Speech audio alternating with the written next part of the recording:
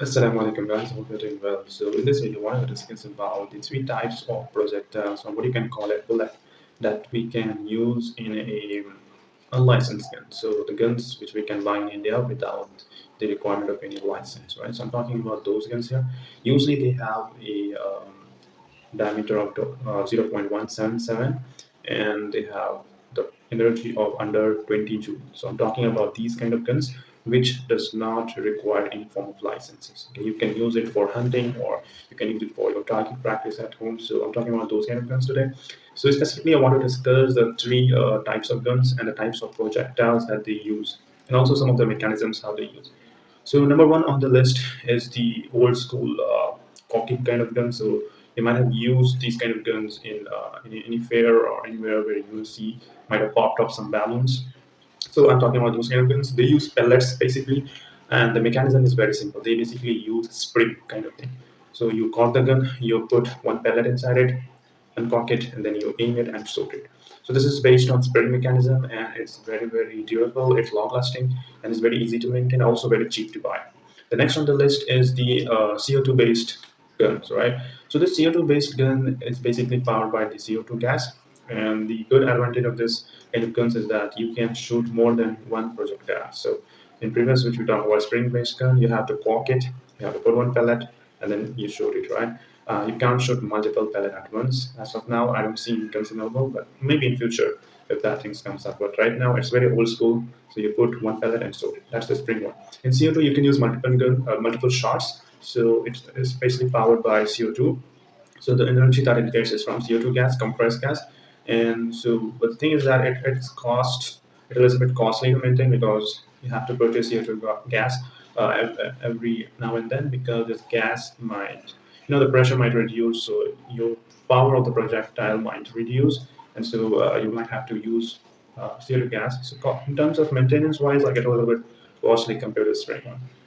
Then you also have another kind of air guns, which is called ECD. So it's not based on spring, it's not based on CO2, it's based on a compressed gas. So you basically pull the pull the cock back, and the air compresses it, and then you can shoot, you can aim and shoot. Another thing to note is that again in this one as well, you cannot shoot more than one projectile. Okay, so, but the thing is that it is powered by the compressed gas, also easy to maintain, and there are also very less required in this. So earlier when I was speaking about the spring based, it has a lot of required.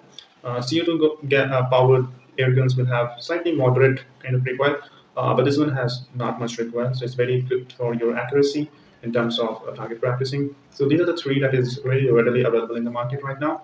And I think if you want some kind of a gun which is long lasting, then go for the old school spring based gun. It's very simple. It's based on spring. It generates power from spring, and so it's very easy to use. And of course, you might not like it if because you have to cock it every time to put one pellet and then aim it. But it's good for your accuracy practice and all.